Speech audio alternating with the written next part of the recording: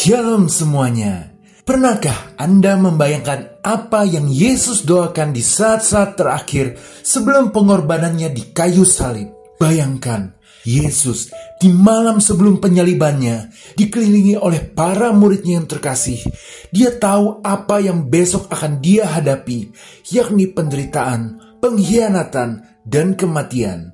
Namun, alih-alih berfokus pada dirinya sendiri, Yesus justru berdoa dengan penuh kasih dan kepedulian bukan hanya untuk para murid di masa lalu, tetapi juga untuk kita, orang-orang percaya di masa kini. Jadi ada 5 permohonan agung yang Yesus panjatkan untuk kita semua. Maka di video ini, kita akan menyelami bersama doa luar biasa Yesus di Yohanes 17 yang dikenal banyak orang sebagai doa terhebat yang pernah dipanjatkan. Dan biarlah kita semakin dapat merasakan kasih Yesus yang mendalam kepada kita. Haleluya, amin.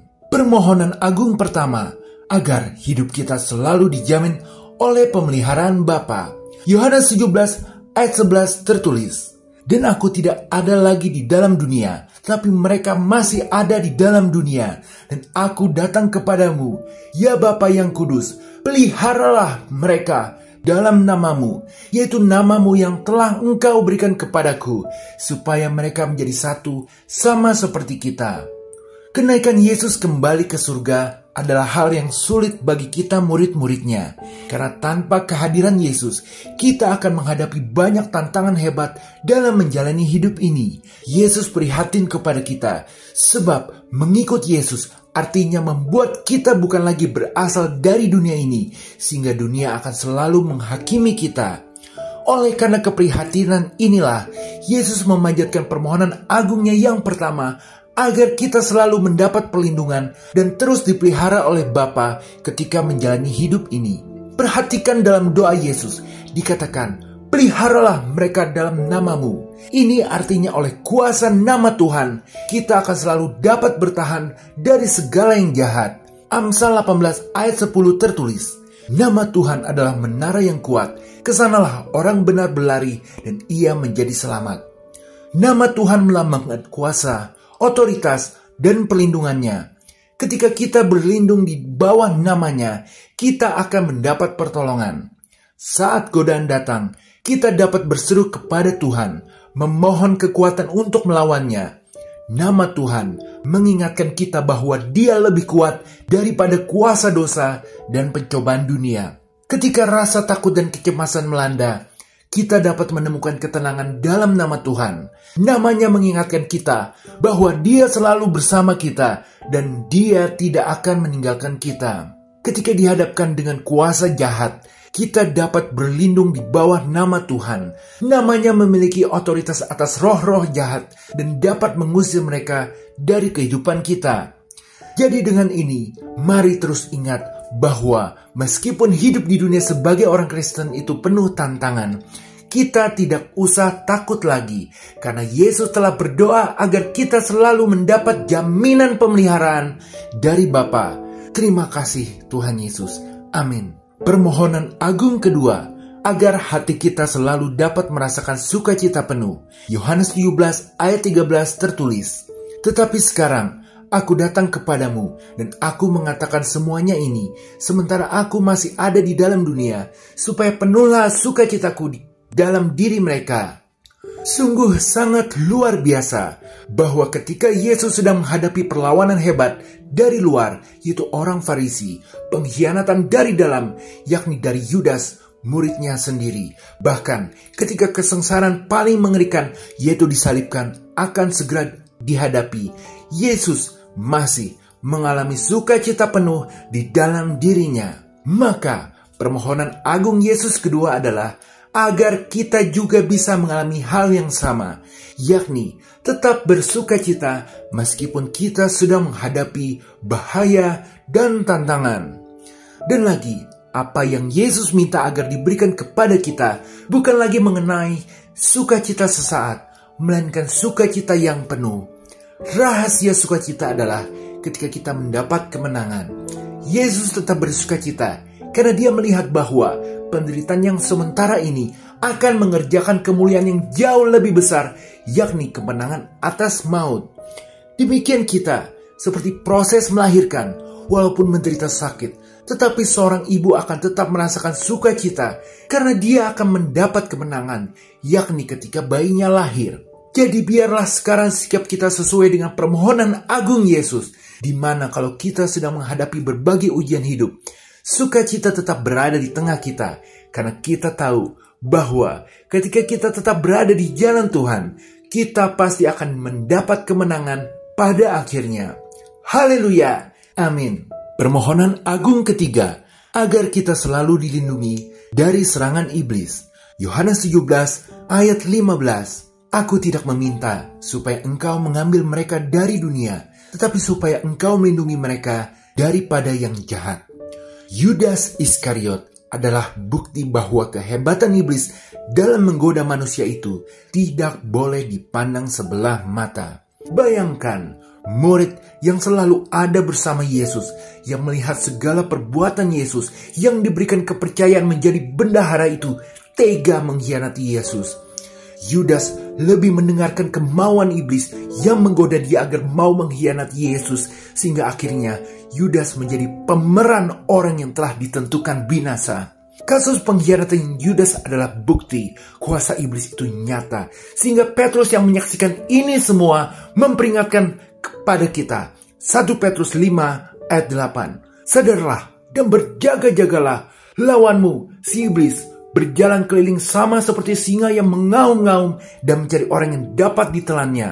Oleh karena itulah, Yesus memanjatkan permohonan agung ini kepada Bapa agar kita selalu dilindungi dari serangan iblis. Jadi, ketika kita sekarang terus berada dekat dengan Tuhan, yakni dengan setia mendengarkan suara Roh Kudus, membaca Alkitab, berdoa, dan melayani sesama, maka kita senantiasa akan terlindungi dari serangan dan godaan iblis yang membawa kehancuran. Haleluya, amin. Permohonan agung keempat, agar kita selalu kudus bagi Tuhan. Yohanes 17 ayat 17-19 tertulis, Kuduskanlah mereka dalam kebenaran, firman-Mu adalah kebenaran. Sama seperti Engkau telah mengutus aku ke dalam dunia, demikian pula aku telah mengutus mereka ke dalam dunia. Dan aku menguduskan diriku bagi mereka, supaya mereka pun dikuduskan dalam kebenaran. Yesus memohon kepada Bapa agar kita bisa selalu kudus bagi Tuhan. Artinya, agar kita bisa selalu menjadi bagian dari kelompok yang Tuhan pimpin.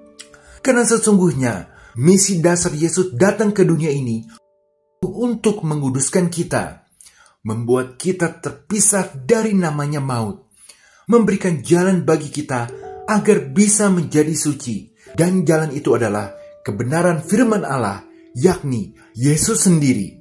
Maka, meskipun dunia ini penuh godaan, kita harus selalu setia pada jalan kebenaran ini agar kita bisa selalu kudus. Karena sesungguhnya kita itu mempunyai misi ketika sudah menjadi bagian dari kerajaan Allah. Misinya adalah kita diutus agar bisa menjadi alat Tuhan untuk menyelamatkan jiwa-jiwa yang terhilang dengan cara menjadi saksi kebesaran Tuhan kepada mereka. Dan untuk bisa menjadi alat Tuhan, kita perlu kudus. Dengan kata lain, jika kita baca Yesus memerintahkan agar kita setia dengan pasangan, baiklah kita setia. Jika Yesus bilang ampunilah, kita harus mengampuni. Jika Yesus bilang jangan khawatir, maka kita harus terus menguatkan iman. Walau sekilas sepertinya berat membayangkan hidup kudus itu, namun kita pasti bisa. Karena Yesus sudah terlebih dahulu menguduskan dirinya untuk kita. Asalkan niat dan mau terus melekat kepada Yesus meskipun jatuh bangun dalam dosa. Pada akhirnya hidup kita akan berbuah dan tahu-tahu hidup kita sudah dipakai oleh Tuhan. Ini berkat doa permohonan agung Yesus untuk kita. Sekali kita sudah dipilih, entah seberapa sulit proses jatuh bangunnya, di ujung sana hidup kita pasti berbuah, dipakai Tuhan, diberkati, dan layak masuk ke kerajaan surga. Haleluya, amin. Permohonan agung kelima, agar kita selalu ada kesatuan hati antar sesama orang percaya. Yohanes 17 ayat 21 tertulis, supaya mereka semua menjadi satu, sama seperti Engkau, Ya Bapa, di dalam aku dan aku di dalam Engkau, agar mereka juga di dalam kita, supaya dunia percaya bahwa Engkaulah yang telah mengutus aku. Yesus memanjatkan doa yang luar biasa bagi kita gerejanya. Dia memohon kepada Bapa agar semua orang percaya menjadi satu, sama seperti Dia dan Bapa adalah satu. Doa ini bukan hanya sekedar harapan, tetapi juga sebuah perintah dan panggilan bagi kita semua orang Kristen.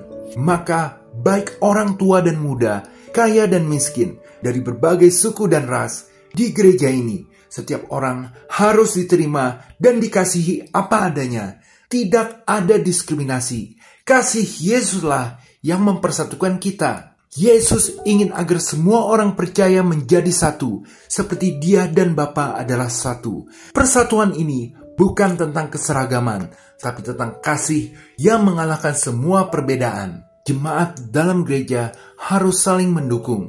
Seperti misal seorang pemuda yang baru pindah ke kota baru, merasa kesepian, jemaat gereja menyambutnya dengan hangat dan membantunya beradaptasi dengan lingkungan baru. Atau juga seorang ibu tunggal mengalami kesulitan keuangan, jemaat gereja membantu dengan menyediakan makanan dan kebutuhan pokok. Kita juga harus saling menerima. Misal, seorang mantan narapidana ingin kembali ke masyarakat, jemaat gereja membantu memberikan kesempatan kerja dan dukungan moral.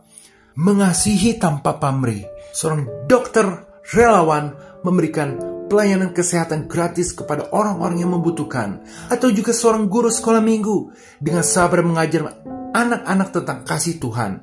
Intinya, Yesus memerintahkan gereja harus menjadi pusat kasih bagi dunia, di mana semua orang diterima dan dihargai tanpa terkecuali. Kasih ini melampaui batas-batas suku, ras, gender, usia, status sosial, dan perbedaan lainnya. Menjadi satu adalah sebuah panggilan untuk hidup dalam kasih dan persatuan. Ketika orang Kristen bersatu dalam kasih, mereka menjadi terang bagi dunia dan menunjukkan kuasa kerajaan Allah. Meskipun sulit, sekali lagi, pada doa permohonan Yesus yang keempat, bahwa Bapa melalui proses akan membuat kita semua pada akhirnya menjadi kudus dan bisa bersatu. Haleluya.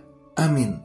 Sebagai penutup, jika bisa disarikan, permohonan agung yang lebih dari sebuah harapan ini, melainkan juga berupa perintah adalah kita sebagai sesama orang yang percaya kepada Tuhan Yesus, yakni harus bersatu dalam melaksanakan misi Bapa di dalam kehidupan ini, di mana sebagai bekal kita, Yesus itu sudah memohon agar kita dijamin selalu hidupnya, dilindungi dari serangan iblis, agar kita bisa terus menjadi orang kudusnya Tuhan, hingga sukacita penuh selalu hadir dalam diri setiap kita. Luar biasa. Akhir kata, biarlah kita sebagai murid Tuhan Yesus terus melakukan segala sesuatu yang kita mampu demi melihat permohonan-permohonan agung Yesus ini terpenuhi dalam hidup kita. Haleluya. Amin. Jika berkenan, berikan like, share, dan subscribe. Tuhan Yesus memberkati.